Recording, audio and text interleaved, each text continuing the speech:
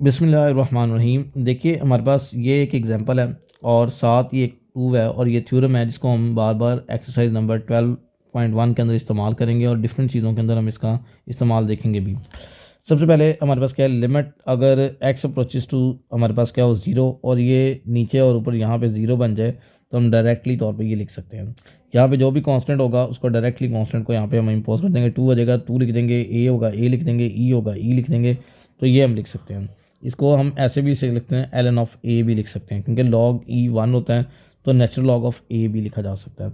सो इसके प्रूफ को स्टार्ट करने से पहले देखिए यहाँ पे हम जानते हैं, हम लेट कर लेंगे। क्या लेट करेंगे, देखिए हम कर लेते हैं कि ए की पावर एक्स माइनस वन ये किसके इक्वल है। हम समथिंग चलें टी के इक्वल लेट कर लेते हैं या वाई के इक्वल लेट कर लेते हैं। चलें हम वाई ले लेते हैं यहाँ पे, ये वाई के इक्वल है। हमने यहाँ पे एक्स को सेपरेट करना है तो वन माइनस हो रहा है, इस तरफ आके प्लस हो जाएगा तो ए की power x is equal to one plus y लिख दिया। ठीक है, अब यहाँ पे ए ख़त्म करना है तो हमें दोनों साइड पे लॉग लेना पड़ेगा या एंटी लॉग लेना पड़ेगा। तो ये अगर हम इसको ऐसे लिखते हैं, एक्स इधर नीचे आ जाएगा तो ये लॉग की बेस बन जाएगी ए, क्योंकि ये इसकी बेस है। अगर ये एक टर्म है ए की power x is equal to y है, इसको लॉग की फॉर्म में लिखेंगे तो एक्स इधर आ जाएगा, ये लॉग बेस ए वाई हो जाएगा। तो हम लॉग की फॉर्म में ये लॉग की बेस बन जाती है। ये हमने 9th क्लास में और इससे पहले हमने क्लासेस में पढ़ा हुआ है कि लॉग हम इस तरह लेते हैं। तो लॉग बेस ए 1 प्लस वाई बन गया। अब ये हमारे पास इसका एक एक्स भी आ गया। जब भी आप देखें कि हम लोगों के पास ये इस तरह क्वेश्चन है तो हमने लिमिट्स को भी चेंज करना है। उसने कहा एक्स ज़ीरो है तो यहाँ पे एक्स को ज़ीरो पुट करें ताकि लिमिट्स भी चेंज हो जाए। सो लिमिट्स को चेंज करने के लिए हम क्या करते हैं, यहाँ पे इसको सेपरेटली रफ पेज के लिए कह दें।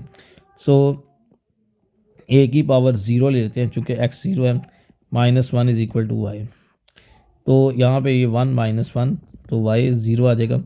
तो मतलब कि अगर जब when x approaches to zero, x zero को अप्रोच करे तो वाई भी किसको अप्रोच करता है, ज़ीरो को ही अप्रोच करता है। यहाँ से हमने देख लिया। अब हम ये तमाम की तमाम वैल्यूज़ को अपने इक्वेशन में सब्स्टिट्यूट कर देते हैं। तो यहाँ पे देखें हमारे पास लिमिट आ गई, वाई अप्रोचेस टू ज़ीरो और ए एक्स माइनस वन जो कि वाई के इक्वल है, और नीचे वाली टर्म जो है एक्स ये बराबर है log of a 1 plus y आ गया। ये न्यूमिनेटर पे है, इसको जब डिनोमिनेटर पे लेके जाएंगे तो ये डिवाइड ओवर डिवाइड की फॉर्म में आ जाएगी। तो इसको हम इस तरह लिख सकते हैं, 1 अपॉन इस तरह लिख लिया limit y approaches to zero, तो लिख लें इस तरह 1 ओवर वाई, चूँकि ये डिवाइड हो जाएगा, और ये लिख लिया इसको log of a 1 plus y. तो ये इससे पहले लिखा हुआ है, लॉग का लॉ है कि लॉग से जो टर्म पहले लिखी हो अगर ए है तो ये लॉग की पावर बन जाती है। तो इसको लिख सकते हैं लॉग पावर ए, ऐसे भी लिखा जा सकता है। तो जो लॉग से पहले लिखी होती है टर्म, सो 1 ओवर वाई पहले लिखी हुई है, इसको हम लिख लेते हैं limit y approaches to zero ln of a 1 plus y, और ये हमारे पास आ जाएगा 1 बाई वाई। हमने थ्योरम पढ़ा है, अभी पीछे इसका प्रूफ किया। लिमिट अगर हमारे पास x approaches to zero 1 plus one over n, और ये एन ये अगर एक दूसरे के रेसिप्रोकल हो, मल्टीप्लिकेटिव इन्वर्स हों, तो ये ई के इक्वल होता है। तो ये एक दूसरे के मल्टीप्लिकेटिव इन्वर्स मौजूद है हमारे पास, तो ये आ जाएगा हमारे पास लॉग ऑफ ए, और ये क्या बनेगा ई। ये ई बन गया। इसको उलट करेंगे मतलब इसको ऊपर लेके आएंगे तो ये बन जाएगा लॉग, इनकी बेसिस चेंज हो जाएगी ई, और ये क्या आ जाएगा ए। इसको डायरेक्टली तौर पे ln ऑफ ए भी लिखा जा सकता है। तो ये बहुत बहुत ज़्यादा इंपॉर्टेंट हमारे पास एक प्रूफ है जो हमने इसको करना है और बेहतरीन तरीके के साथ इसको समझना भी है। इस प्रूफ से ना हम कुछ और रिज़ल्ट्स भी आगे डिफ़ाइन कर लेते हैं। जैसे ये वाला जो हमारे पास प्रूफ है इसे ही हम रिज़ल्ट डिफ़ाइन करेंगे। देखिए जैसे हमारे पास ये था तो इससे हमने रिज़ल्ट डिफ़ाइन करना है कि अब अगर हम लिमिट ऐसे ले लें, limit x approaches to zero 2 की power x minus one over x, ये लिख लिया, तो जाहिर सी बात है ये भी किसके इक्वल आ जाएगा, लॉग ऑफ किसके इक्वल आ रहा है, log ऑफ 2 और e, ये भी लिख सकते हैं। अब ये चीज़ चेक कर लेनी है कि हम पावर 0 पुट करते हैं। देखें और इसमें पावर 0 पुट करेंगे, 2 की पावर 0 -1 और नीचे 0, 2 की पावर 0 1, 1 - 1 0, 0/0 ये हो गया। सो 0/0 अगेन वही फॉर्म बन गई, तो इसलिए हम इसको ये लिख सकते हैं। तो ये भी हमारे पास, ये यूज़ भी होंगे हमारे पास मुख्तलिफ क्वेश्चंस के अंदर। इसके बाद आगे लिमिट हम इस तरह ले लेते हैं, जैसे x अप्रोचेस टू 1, e की पावर इसको ले लेते हैं, जैसे x -1 है और ये -1, और नीचे ले लेते हैं x -1। मतलब जो यहाँ पे मौजूद है, जो इस वक्त आपको नज़र आ रहा है ये वाली फैक्टर, ये इसके डिनोमिनेटर पे होना चाहिए नंबर 1, और नंबर 2 बात ये है कि इसको पुट करने के बाद आंसर वही आना चाहिए जो आंसर मौजूद है। ln ऑफ e भी कह सकते हैं, या लॉग बेस e और e। चेक कर लेते हैं कि आया वाकई ये बनता है या नहीं बनता।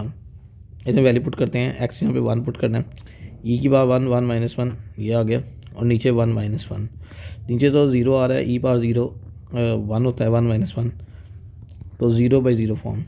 ये भी आप सोच रहे होंगे कि ये किसी भी चीज़ की पावर 0 ले रहे हैं, 1 के इक्वल कैसे है। हो सकता है आपने इसको किया हो, लेकिन इसको थोड़ा सा मज़ीद डिफ़ाइन कर लेते हैं। जैसे हम ले लेते हैं 2 की पावर 0 ले लेते हैं।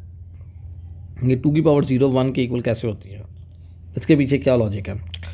अब देखिए हम लिख सकते हैं कि 2 की पावर 0 को हमने इस तरह लिख लिया, 2 की पावर 0 को मैं लिख सकता हूँ 1 - 1, ठीक है। अब ये लिख लिया। अब जब ये लिख लिया तो मुझे समझ आ गई कि ये 2 की पावर 1 अलहदा लिख दिया, 2 की पावर -1 अलग लिख दिया। अब ये 2 की पावर 1 अलग हो गया, और 2 की पावर इसको नीचे ले आए, ये 1 अलग हो गया। अब ये 2 की पावर 1 2 ही होता है, ये भी 2 होता है, तो कटिंग करके क्या आ गया 1। इसका मतलब है अगर हम किसी भी बॉडी की पावर 0 ले लें, 5 की पावर 0 वो भी 1 होगी, e की पावर 0 वो भी क्या हो जाएगी 1 हो जाएगी। कैसे, वही बात कि 1 - 1 लिख लें, इसको इक्वल टू 0 1 लिख लिया। अब ये e की पावर 1 लिख लिया, e की पावर -1 लिख लिया, देन हम इसको इस तरह लिख लें न्यूमिनेटर और डिनोमिनेटर की फॉर्म में, तो ये 1 आ जाएगा। तो ये किसी भी चीज़ की पावर 0, ये हमारे पास 1 के इक्वल। हम लोगों के पास सैंडविच थ्योरम है। सैंडविच थ्योरम हम लोग अप्लाई करते हैं कि जी अगर हमारे पास एक लेफ़्ट हैंड लिमिट हो 0 को अप्रोच करने की, और एक हमारे पास राइट हैंड लिमिट हो, तो लेफ़्ट हैंड और राइट हैंड लिमिट का अगर आंसर इक्वल आ जाए, और एक गिवन जो हमारे पास नंबर है उसके इक्वल आ जाए, तो ये हमारे पास एक सैंडविच थ्योरम है कि मतलब 0 सैंडविच हो गया बिटवीन 2 लिमिट्स के अंदर। इसकी एक एप्लीकेशन है जो कि बहुत इंपॉर्टेंट है, बोर्ड में आता भी है, कि विद यूजुअल नोटेशंस, मतलब इनको इस्तेमाल करते हुए थीटा को आपने प्रूव करना है sine theta over theta approximately equal to क्या है 1 है, ठीक है। ये आपने प्रूव करना है, थीटा इसका एंगल है और 1 के इक्वल है। तो अब देखिए यहाँ पे क्या करते हैं हम लोग, we consider a unit circle, हम एक यूनिट सर्कल कंसिडर कर लेते हैं। कंसिडर अ यूनिट सर्कल, एक यूनिट सर्कल ले लेते हैं। यूनिट सर्कल क्या है हमारे पास, इसका रेडियस 1 होता है, इसको ओ कह दें, इसको ए कह दें। यहाँ से यहाँ तक इसका सेक्टर है, ओ ए बी एक सेक्टर है इसका, ठीक है, ये वाला इतना हिस्सा, और ये डी एक ट्राइंगल है। हम एक और ट्राइंगल यहाँ पे ड्रॉ कर लेते हैं, वो इस तरह करके। तो इस वक्त आपको 3 चीज़ें नज़र आ रही हैं, एक आपको स्मॉल ट्राइंगल नज़र आ रही है, एक लार्ज ट्राइंगल नज़र आ रही है, और एक आपको सेक्टर नज़र आ रहा है। इस वक्त आप देखें तो सबसे कम जो एरिया आपको नज़र आएगा वो इसका है, जो आपको ये चीज़ है ट्राइंगल का। ट्राइंगल से जो सबसे जो कम एरिया है वो हमारे पास क्या है, ट्राइंगल का है। सबसे छोटी जगह ये गेट है, ठीक है। इसके इसके बाद जो इससे ज़्यादा एरिया वो हमारे पास है सेक्टर का। सेक्टर हमारे पास क्या है, वो ओ ए बी है। लेकिन ट्राइंगल भी ओ ए बी है और सेक्टर भी ओ ए बी है, लेकिन सेक्टर में थोड़ा सा काम क्या है वो ज़्यादा है, क्योंकि सेक्टर के अंदर ये वाला हिसाब देख रहे हैं, येलो वाला भी आएगा और ये वाला भी आएगा जो अपन पास। और सबसे ज़्यादा एरिया किसका है, वो ओ ए डी ट्राइंगल का है। सबसे बड़ी ट्राइंगल जो हमारे पास है ओ ए डी, उसका एरिया आएगा हमारे पास, वो सबसे ज़्यादा, ठीक है। तो सबसे ज़्यादा एरिया उसका है। तो ये 3 मैंने डिफरेंट डिफरेंट शेप से दी इनको। अब हम आते हैं अपने प्रूफ की तरफ। अब देखिए ये हमारे पास है, तो हम कहेंगे एरिया ऑफ ट्राइंगल, कौन ट्राइंगल है, ओ ए बी सबसे छोटा है, इससे बड़ा क्या है एरिया ऑफ सेक्टर, वो इससे बड़ा है, ठीक है। और ये सबसे बड़ी किसका एरिया है, area of triangle O A D, ये आ गया। ठीक है।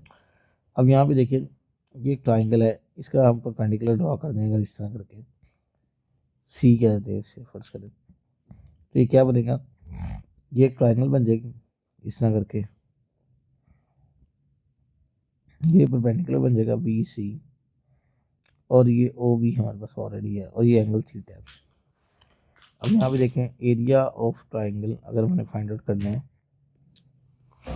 ओ ए बी का, तो क्या होगा, 1/2 बेस और हाइट के इक्वल होगा, क्योंकि एरिया बेस और हाइट होता है। यहाँ पे लिख भी लेते हैं 1/2 base and height. Area of sector 10th class में पढ़ा है, 1/2 रेडियस का स्क्वायर और angle theta, 1/2 base and height. तो अब देखें ये ट्राइंगल है, इसकी बेस क्या है, पहली वाली ट्राइंगल की बेस, ये मैंने आपको फॉर्मूला बताया, 1/2 बेस क्या है, पहली ट्राइंगल की बेस है हमारे पास ओ ए, और हाइट क्या है बी सी।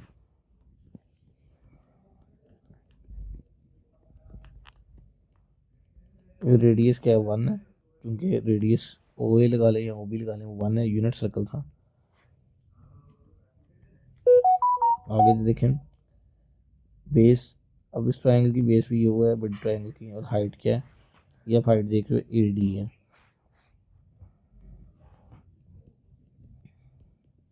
अब रेशियो में ये लेस देन या ग्रेटर देन में हम या मल्टीप्लाई करते हैं या डिवाइड करते हैं। हम कॉमन ले लेते हैं 1/2, ओ ए की वैल्यू 1 है, B C as it is, ये कॉमन ले लिए, या 2 से मल्टीप्लाई करते हैं डायरेक्टली,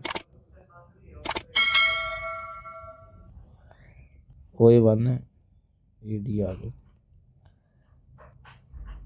2 से मल्टीप्लाई करते हैं तो ये 2 ख़त्म हो जाएगा, ये रह जाएगा बी सी, और ये रह जाएगा थीटा और ए डी।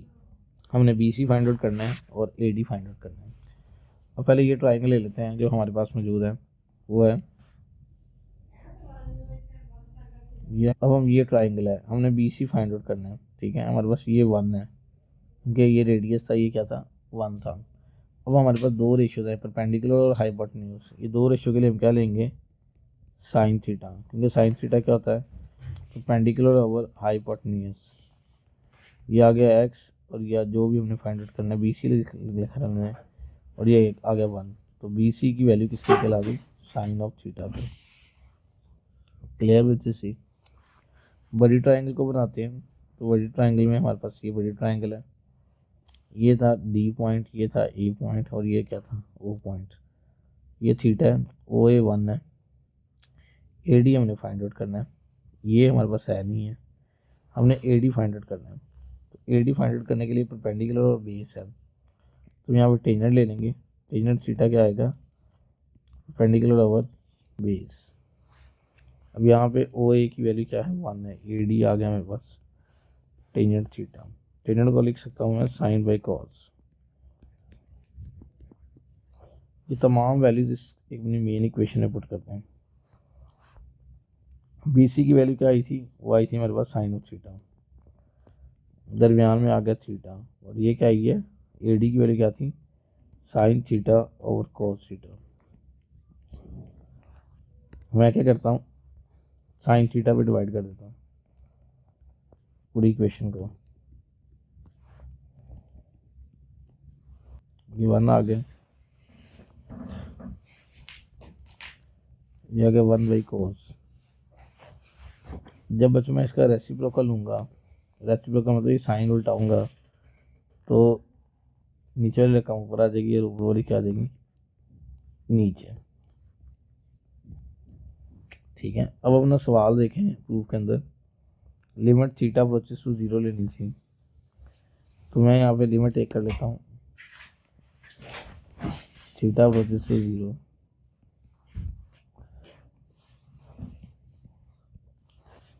ये देखें ये आगे, ये तो 1 पे कोई लिमिट अप्लाई नहीं होगी, इसको ऐसे लिख लें, limit theta approaches to 0 cos 0 क्या होता है 1 theta approaches to 0 sine theta over theta.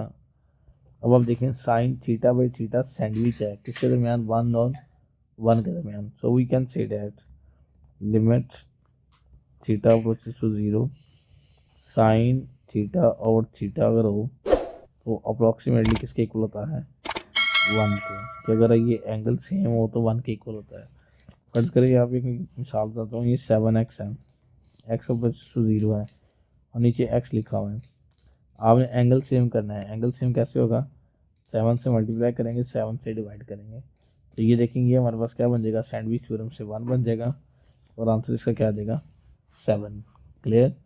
ये इसकी एक एप्लीकेशन है, इसको अच्छी तरीके से करना है सैंडविच थ्योरम को।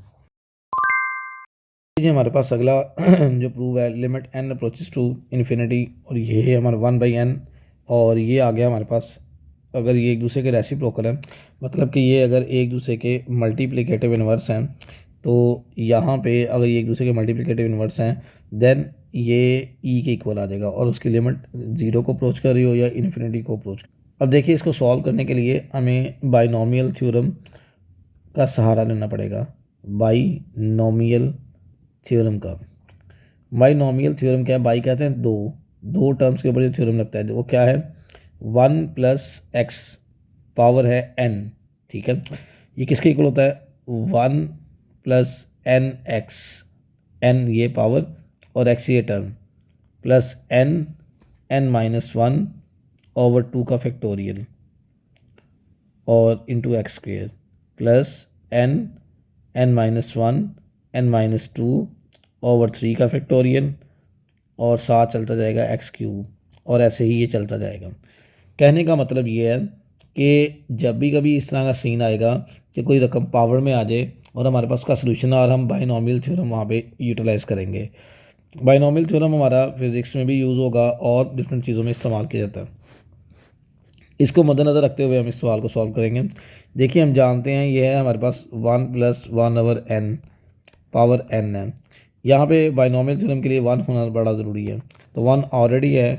बाइनोमियल थ्योरम अप्लाई करेंगे। देखिए बाइनोमियल थ्योरम क्या है 1 का 1 आ गया प्लस n की जगह पे इस वक्त क्या है वो n ही है और x की जगह पे क्या है यहाँ पे 1 ओवर n है तो 1 प्लस n और x को लिख लेते हैं 1 ओवर n। ठीक है ये लिख लिया। आगे प्लस n ठीक है ऊपर वाला आ गया n माइनस 1 ये आ गया ओवर 2 का फैक्टोरियल। फैक्टोरियल एक नंबर का हमने पढ़ा हुआ है चैप्टर नंबर 7 में कि 2 फैक्टोरियल का मतलब है 2 से पीछे दोनों नंबरों को मल्टीप्लाई कर देना है। ठीक है 3 फैक्टोरियल का मतलब होता है 3 के पीछे दोनों नंबर्स को मल्टीप्लाई कर देंगे। अब इसके बाद x का स्क्वायर तो x की जगह पे क्या है इस वक्त वो है 1/n इसका square plus n minus 1 n minus 2 over 3 का फैक्टोरियल और ये आ जाएगा हमारे पास 1/n का क्यूब। ठीक है ये आगे अप टू 100 ये चलता चलेगा। तो हम इन 2-3 को सॉल्व करके आगे सॉल्व करने की कोशिश करते हैं। तो ये आ गया 1 आ गया। अब आपको मालूम है ये n और ये वाला n कैंसिल आउट हो जाएगा तो ये 1 आ जाएगा। यहाँ पे देखिए इसको थोड़ा सा ज़रा गौर से समझने की कोशिश करनी है। 1/2 फैक्टोरियल को अलग कर लेते हैं। ये दो रकमें हैं दोनों मल्टीप्लाई हो रही हैं ये भी n का स्क्वायर बन रहा है। क्या मैं ऐसे लिख लूँ n/n और इसको लिख लूँ n minus 1 over n multiply होकर दोनों चीज़ें वही आ जाती हैं। यहाँ पे 1/3 अलग कर लिया फैक्टोरियल। अब यहाँ पे 3 रकमें हैं 1 2 3 और ये n का क्यूब है। तीनों के नीचे अलग अलग डिवाइड कर दूँ ताकि आपको आसानी बन जाए कोई मसला पेश ना आए। ये वाला थोड़ा पॉइंट टेक्निकल है इसी को ही गौर तरीके से समझना है अच्छे तरीके के साथ कि ये इसमें क्यों ऐसा हमने किया। यहीं से हमें बात क्लियर हो जाएगी ज़्यादा। 1 + 1 क्या बन जाता है वो 2 आता है। 1/2 फैक्टोरियल अलग हो गया ये कैंसिल आउट हो गया। n को n पे डिवाइड करते हैं तो 1 आ जाएगा 1 को n पे करते हैं तो 1/n आ जाएगा। ठीक है 1/3 फैक्टोरियल आगे देखिए n से गया इसको इस पे करते हैं। देखिए n को इस पे करेंगे n पे तो 1 आ जाएगा 1 को n पे करेंगे -1 ओवर n आ जाएगा और ये इसको डिवाइड करते हैं तो n को n पे करेंगे तो 1 आ जाएगा और 2 को करेंगे तो 2 ओवर n आ जाएगा। तो ये हमारे पास बन गया। ऐसे अप टू 100 चलता चलेगा। अब जी ये हमारे पास इसके रिजल्ट्स आ गए हैं। अब अगर n को हम अप्रोचेस टू 0 पुट करते हैं, इन्फिनिटी पुट करते हैं, तो आपको पता है ये तो सारा इन्फिनिटी हो जाएगा। सो हम यहाँ पे क्या करेंगे, अगर हम 1/n को इन्फिनिटी पुट करते हैं, मतलब n की जगह पे इन्फिनिटी रखते हैं, तो 1/इन्फिनिटी का मतलब क्या होता है, 0। कैसे, मैंने बताया था कि इन्फिनिटी का मतलब होता है 1/0, तो ये ऊपर जाके क्या बन जाएगा, 0। क्लियर जी। तो 1/n बनाने का मकसद ही ये था। याद रखिएगा इसमें सबसे या समझ लें डिफ़िकल्ट स्टेप या सबसे कॉम्प्लिकेटेड जो स्टेप है वो यही वाला स्टेप है, कि ये बात क्लियर होनी चाहिए सारी की सारी ये स्टेप के अंदर कि जो हमने बातें डिस्कस की हैं उनके बारे में। अब यहाँ तक तो हमने कर लिया, अब हम लिमिट ले लेते हैं। सो लिमिट, इस साइड पे भी लिमिट थी n अप्रोचेस टू इन्फिनिटी, और ये था 1 + 1/n पावर n, और लिमिट इस तरफ भी लेनी पड़ेगी सारे की टोटल की लिमिट, ये आ गया। और यहाँ पे 2 + 1/2 factorial 1 - 1/n + 1/3 factorial 1 - 1/n 1 - 2/n, ये आपने कर दिया। अब टू सोन चलता चलेगा। तो जब आपने इसकी लिमिट ली, इसका तो कोई इशू नहीं होगा, 1/इन्फिनिटी ये आ गया। जब आपने यहाँ पे पुट करेंगे इसकी जहाँ पे वैल्यू ये पुट करेंगे, 1/इन्फिनिटी का मतलब क्या है, ऑटोमेटिक क्या हो जाएगा, 0। 1/3 फैक्टोरियल 1 आ गया, 1/इन्फिनिटी का मतलब क्या हो जाएगा, 0। 2/इन्फिनिटी का मतलब क्या हो जाएगा, ये वाले भी 0। ठीक है, अब ये आ गया। अब 1/2 फैक्टोरियल 1/2 फैक्टोरियल हमने निकाल लिया, ये आता है 0.5। 1/3 फैक्टोरियल निकालेंगे, यह आएगा 0.16667। ऐसे नेक्स्ट निकालेंगे फर्दर 0.41 समथिंग, ऐसे ही चलता जाएगा। इनको प्लस कर लेते हैं तो ये अप्रॉक्सीमेटली 2.718281 इसके इक्वल आ जाता है। तो जो कि किसके इक्वल है, अप्रॉक्सीमेटली ई के इक्वल है, क्योंकि ई की वैल्यू यही थी। ये बहुत इंपॉर्टेंट प्रूफ है। इससे कुछ रिजल्ट्स भी हैं। रिजल्ट्स क्या हैं, अगर हमारे पास n ऐसे है, यहाँ पे n हो और यहाँ पे 1/n हो, तब भी हम ई लिख देंगे, क्योंकि ये एक दूसरे का रेसिप्रोकल होना लाजमी है। मल्टीप्लिकेटिव इन्वर्स जिसे कहते हैं, ये होना लाजमी है। ठीक है, इस तरह इसमें डिफरेंट कंडीशन आ सकते हैं। ये इसकी डिडक्शन है, यहाँ से ये भी डिडक्ट कर सकते हैं। इसके अकॉर्डिंग पूरा एक क्वेश्चन है जो हम यूज़ करेंगे। ये लॉ भी बड़ा इंपॉर्टेंट है, ये वाला प्रूफ, इसको बाकी प्रूफ्स के साथ इसको भी हमने अच्छे तरीके के साथ करना है।